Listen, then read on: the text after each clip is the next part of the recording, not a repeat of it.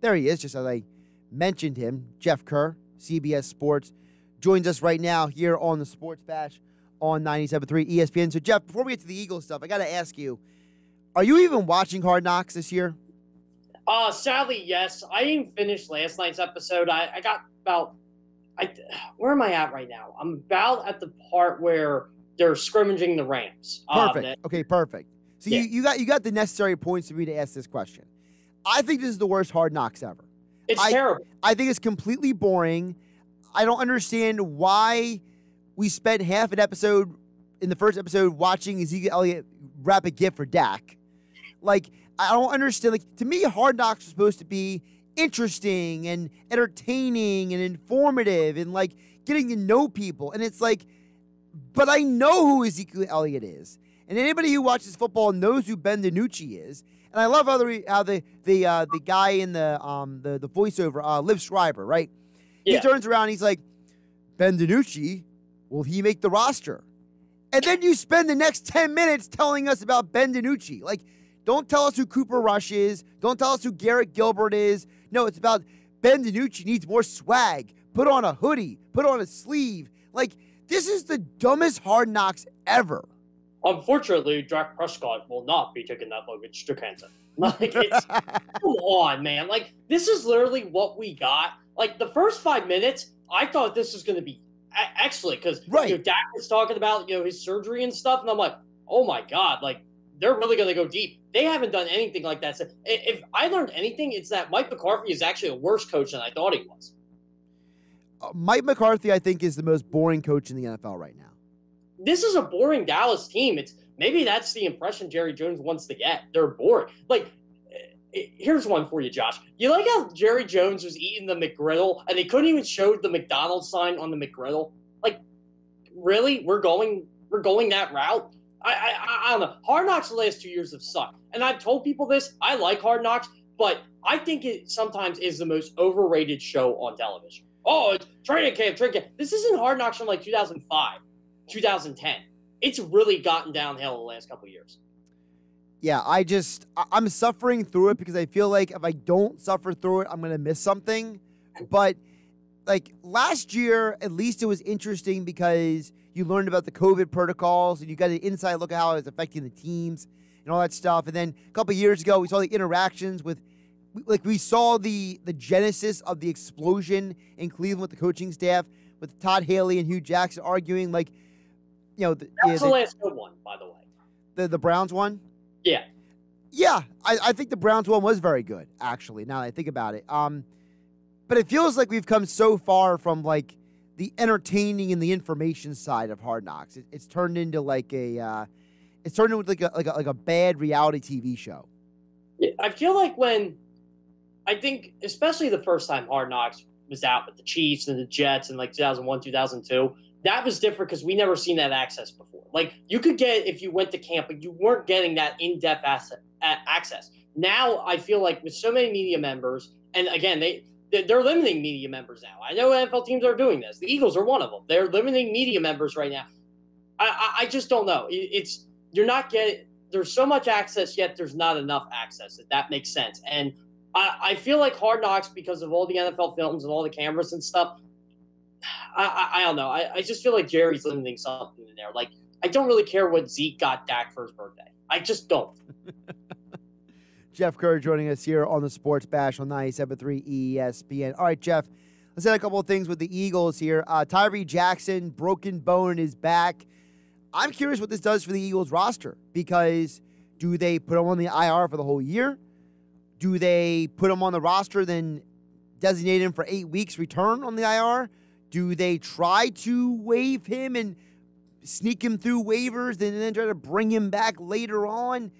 There's a lot of ramifications because it seemed like this guy was going to have a chance to maybe be on the roster, and now with the injury, it complicates things. Yeah, it seemed like he was going to be on the roster. They were going to keep 4 tight ends if they were going to do so, or they were going to cut Richard Rodgers, which, again, I think you can still do that. No one's going to pick him up because no one's picked him up in previous attempts. But I feel like you have to put him on the 53 and you have to put him on the 8-week IR. But here's what scares me about that. What if someone else gets hurt and you need that spot? That's what's going to be interesting. But if you feel he's going to contribute to this offense, and again, he's a developmental player, I think he needs the practice reps. And you can't just go stash him on the practice squad. So, 8 to 10 weeks. So what's that? We got 2 weeks of 2 final cuts. So it's 6 to 8 at that point. Right. I think you put him on that 8-week IR, and you get him healthy, and then you develop him the rest of the year, because that's what he needs. He just needs the practice rep. He's a guy that he could have been that guy to how can I put it in words? Like, if they needed somebody because Zach Ertz or Dallas Goedert got hurt, he could step in a pinch. But it's almost like the Jordan Mailata route. You weren't expecting Tyree Jackson to actually do anything significant this year, but this is a future roster asset down the line. So what I would do, 8-week IR, bottom line, and then just develop him for the rest of the year, and hopefully he gets healthy. Is there also a possibility that in their effort to try to make sure they don't lose him, that they have one of those like handshake agreements, like, hey, we're going to release you, but we're going to bring you back later. Then the guy hits free agency and someone blows him away with something you weren't willing to give him. So then the roster spot that maybe could have gone to somebody else because Jackson's going to be injured, you lose that guy too. Yeah, and that's what scares me. And I'm trying to remember who was the player that they kind of did this to last year, and they took a deal with somebody. I'm trying to remember all the top of my head. It was a tight end. He went to the Colts. Yeah, wasn't Trey Burton. No, I'm trying to remember now. Yeah, you're right. It was a tight end. Went to the Colts. Oh God, it's been a year already. And it's already stuck in my brain. But yeah, Noah Togiai. That's it. Noah Togiai. That's it. I good job, Josh. Anyway, that was gonna haunt me the rest of the episode, by the way. So, but yeah, say you do a deal like Noah Togiai, and I don't know, the New York Giants or the Dallas Cowboys need a tight end, and they hear about how good this guy's doing, or the Patriots, for example, and they just blow him away with this killer offer. I don't think you can risk that. Like, handshake agreements, everybody goes, yeah, we shook hands on it. You know what the old Emperor's New Groove saying was? Here's the thing about handshakes. You need hands. I don't know if you've ever seen that movie or not, but, that's the thing. I think you just got to keep him on the roster. If you got to kill an 8-week roster spot, so be it. Just find a way to keep him on the 53. He looked like he was going to be part of the team anyway. The other question I've been asking throughout the day, Jeff, about the Eagles is, everyone I read and listen to, okay, all the national media has been at Eagles camp because they joined practices this week, right? So I turn on SportsCenter and Sal Palantonio and Mike Reese are there, right? And, I pull up the CBS Sports app and I see you writing about stuff, right? And I see, people at The Athletic writing about stuff, right? And all these people are writing. I constantly see 2 names this week. And I hear 2 names every time. Quez Watkins, Jalen Reagor, again and again. You know whose name I haven't heard? You know who seems to have disappeared? And I'm starting to wonder, will he make the roster? Travis Fulgham. Yeah. It's something, because at the beginning of camp, I said one of Jalen Reagor or Travis Fulgham, or both, have to step up for this receiving core to be decent / formidable. Well, Jalen Reagor showed up. He got off to a bad start, and everybody was already calling him a bust. I'm like, guy's 22, he's not a bust. It's like, okay, I get it. Death in the family, very understandable. This guy looked like he came to work once camp actually started. So I got to give my props to Jalen Reagor. And I've been high on Jalen Reagor. I don't think he's ever going to be Justin Jefferson. But I also said Justin Jefferson would never put up his numbers in the Eagles offense last year. It just wasn't going to happen. Yeah. So Jalen Reagor, I think if he can just be a solid number 2 option who can catch a deep ball and just be consistent, not every week, but, make those home run explosive plays, this wide receiver core is going to be much better than I actually think it's going to be. And I haven't been too high on it because of guys like Travis Fulgham, who has done nothing. Quez Watkins was one of those bubble guys like him, John Hightower, J.J. Arcega-Whiteside. He was one of the 3 who would step up. Also, okay, now you got something there. Now you got something with Quez. Now you got something with Reagor. You know what Devonta Smith is. Travis Fulgham, I think he makes it because he's better than J.J. Arcega-Whiteside, but I'll tell you what, that 5-game stretch looks like a mirage each and every day. And it's always, he's not been good, he's not been bad. Well, now he's been bad. So that's a bad sign. And this guy's got to get open in preseason games. He's got to catch some passes. Maybe he'll just be a special teams guy from this point. But I liked how he opened up about the Alshon Jeffrey thing last year, but I don't want to say if I'm a bubble, if I'm on the roster bubble, but if you're in his status, you don't do that. You are not a superstar. You may think you're a superstar. You're not a superstar. Well, throw me 10 balls a game. Well, that's great. You got to get open 10 times a game first. Jalen Reagor has just, let's put it this way. He's not even talking. He's just going out there and making plays. And Jalen Reagor is going to make this receiving core formidable. I tweeted that today. If he keeps doing what he's doing. But Travis Fulgham, really concerned. Yeah, man. I'm looking at this team right now, and I'm looking at I know Reagor, I know Devonta Smith, I feel like Quez Watkins, and I know that Greg Ward are making this team. Yeah. And I'm starting to wonder, is J.J. Arcega-Whiteside the fifth guy because he plays special teams? It may just come down to that because we know this team's history of keeping guys literally because they're special teams guys.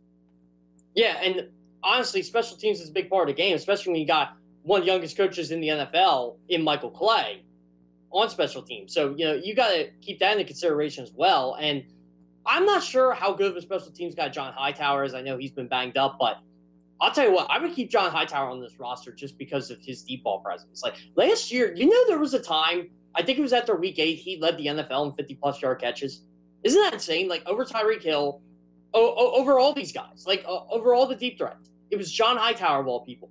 That guy has potential. Now, I'm not relying on John Hightower to catch 5 passes a game, but if you can get that 40, 50-yard catch out of him, and he plays decently on special teams, he does his job. So I think it's going to come down to Fulgham and J.J. Arcega-Whiteside. And I would take Fulgham because I'm not a J-Jaw fan whatsoever, but special teams may be the difference, and that's how J-Jaw gets it. Jeff Kerr joining us here on the Sports Bash here on 97.3 ESPN. You can follow him on Twitter at Jeff Kerr CBS for all your Eagles and NFL coverage. By the way, a little more of shall we call it, not really news, but more procedure going on. Kerryon Johnson went unclaimed on waivers. He reverted the Eagles' injured reserve list. So, I guess good for him, right? Yeah.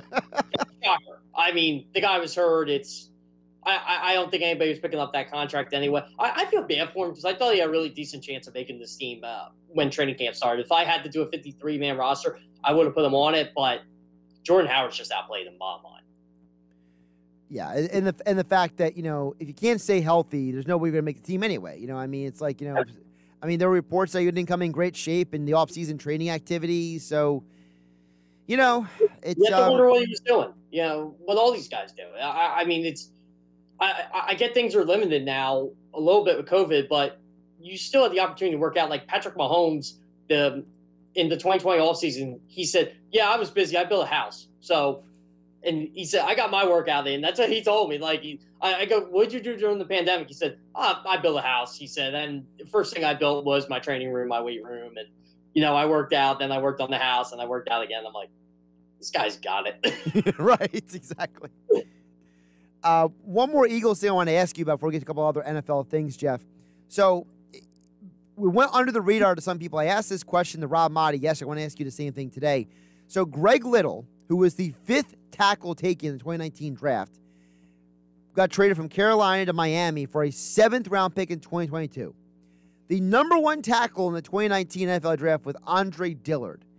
Does the Greg Little deal hurt Andre Dillard's value on the market? I think it does to an extent. Now, I think this league is left tackle deficient.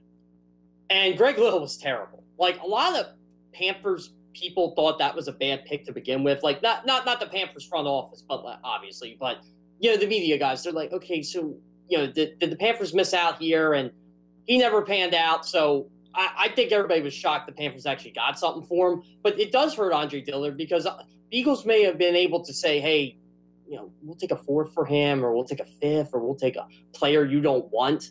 Now can you even get 6 for Andre Dillard? A 1st-round pick 2 years ago you traded up for who really hasn't played?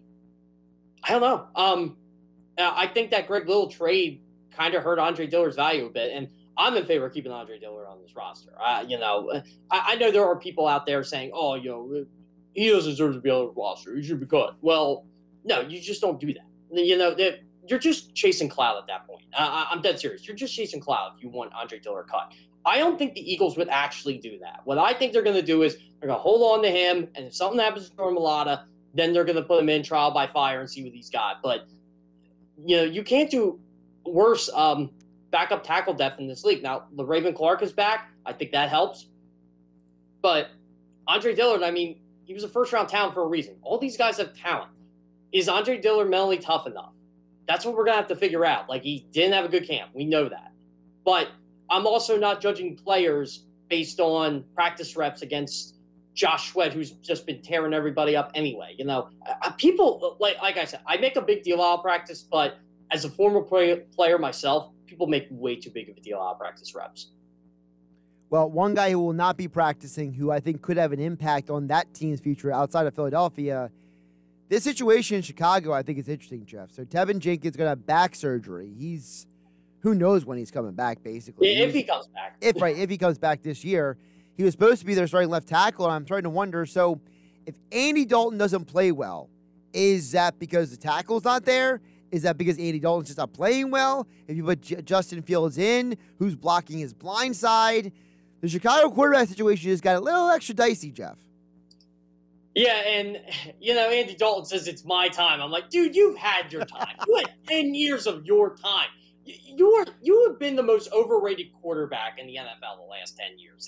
And I know a bunch of Andy Dalton stands. So, look what he did for the Bengals. I'm like, no, he actually hindered the Bengals. The Bengals, they had a guy who was good enough to start, but he wasn't good enough to do anything else. And, right. He was a good quarterback. And there's nothing wrong with that. But, again, he was more like a Dave Krieg than a Joe Burrow was a franchise quarterback. Andy Dalton is not. If that team had Joe Burrow, they would have won playoff games. I'll say it. But yeah, Andy Dalton's going to be a statue back there, and Jason Peters or whoever's going to block for him.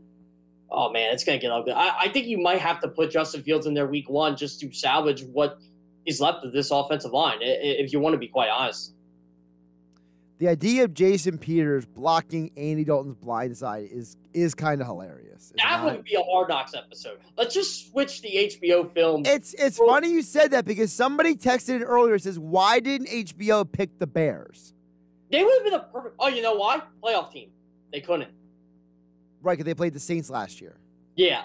You always forget that. By the way, that was the funniest playoff game I ever watched. So – well, I watched the Nickelodeon broadcast. I did too. So this is funny. I watched I had to do the early game and the late game. So the middle game, I kind of had my break. I was going on treadmill and stuff. I put on the Nickelodeon game. I'm like, man, this game wasn't on Nickelodeon. This game absolutely sucked. Because I was having a blast watching Mitch Trubisky just get absolutely destroyed by that defense. I'm telling you that I hope they do the Nickelodeon broadcast again because I thought, first of all, the fact that Ian Eagles was Ian Eagles' son. Yeah, it's his son. Yeah, it was.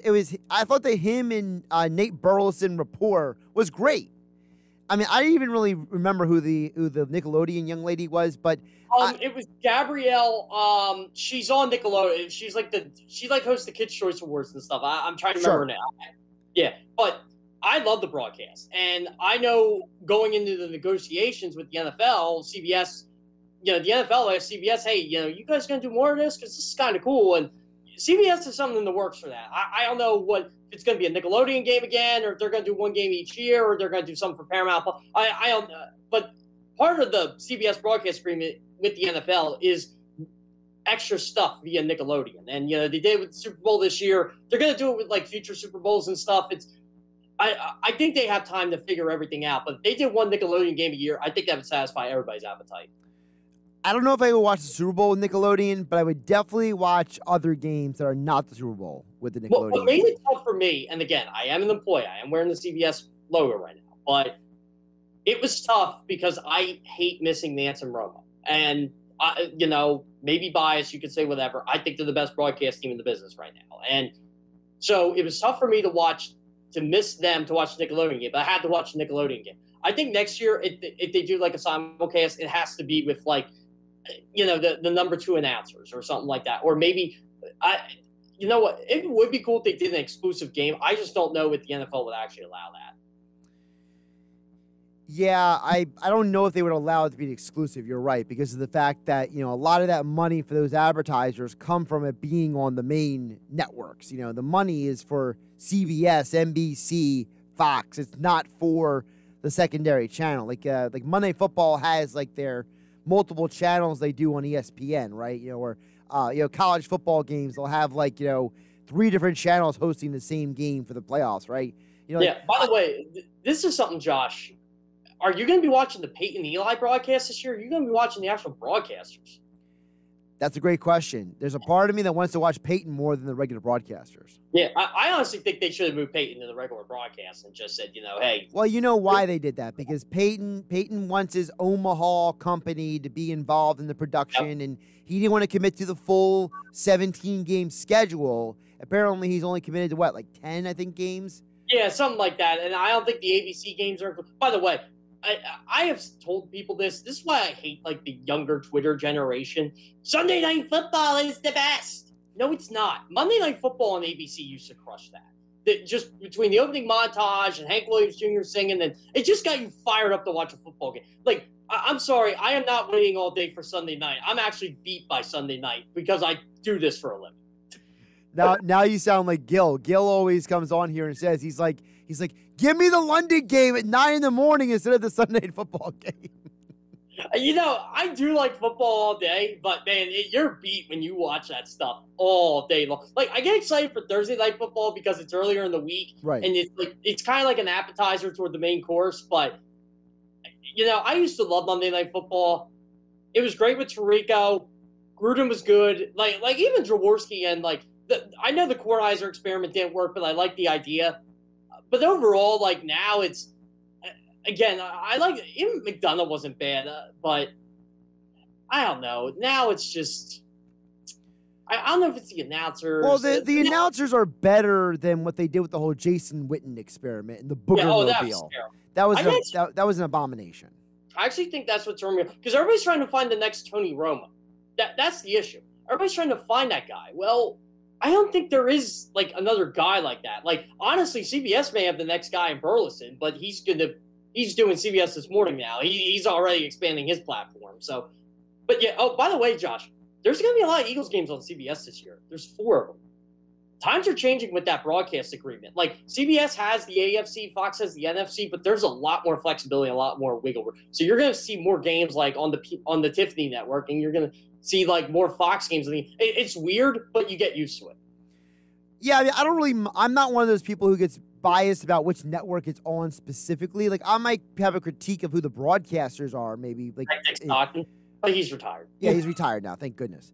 But it's one of those deals where it's like, you look around and you're like, to me, I don't really care which network. I just need it on a network. You know what I mean? That's kind of how I view it. Honestly, though, I'm assuming CBS is going to probably expand their NFL coverage anyway, just because they're losing the SEC in a few years. So I'm assuming that CBS is going to make up the difference in the programming somewhere. So I'm assuming why not be the NFL? Yeah, and obviously the NFL is the biggest breadwinner. I mean, it sucks CBS lost the SEC, but at the same time, they were what they were paying for the SEC for 20 years was highway robbery. So it took them 20 years to finally figure out that. So, again, I don't want to go off on too much of a tangent here, but I honestly thought when they were going to do the TV deal, like they were going to get rid of like the 1 p.m. regional games and like Turner was going to get in or somebody else was going to get in and they were going to have every game on TV. But then that gets rid of the Sunday ticket. And I think the NFL wanted to keep that. I don't know who that will go to. Like, I really don't mind the DirecTV thing, but I'm not against if it would go on to say ESPN Plus. Well, the world is going digital, to say the least. Jeff Kerr. By the way, Amazon. Yeah. It's going to be an interesting one, too, next year. Amazon's going to be the biggest pain for me because I'm like the only person who doesn't have Amazon Prime. It feels. I don't either. And you know why? This is why I gave up Amazon Prime. So I had it for years. And I used to get it for the free shipping and all that. They would give everybody the same perks I was getting at Christmas time. I said, forget this. I'm done with you guys. Yeah, to me, unless you're ordering from Amazon, you don't need Amazon. Yep. That's how I look at it. And I'm going to be the guy who finds the way. I forget which app it is, but it's like you can watch every game as long as it's a primetime game on your phone, but the one app is only through Wi-Fi and the other app is only through your cell phone service. So, because of the way the NFL restrictions work. Yeah. So, as long as I figure out what that is, which one is which each night, I'll be able to watch it through my phone. By the way, my favorite article to do every year is the game that it's in December. It's on Saturday in December. The exclusive game on Amazon Prime when no one can find it. That, I'll tell you, the traffic on that article is awesome because all of a sudden, 4:30, Saturday afternoon, right? Where's the 49ers game? I can't find it. It's amazing. Like, I tell people this all year. I tweet about it all week, and people still don't listen. But they read the article, so that's what matters, right? Yeah, exactly. They read the article. Not everything's clickbait. There is information to be about. Jeff Kerr, CBS Sports on Twitter. Jeff, good stuff today. I'll catch up with you Friday. Yeah, sounds great. See you Friday, Josh.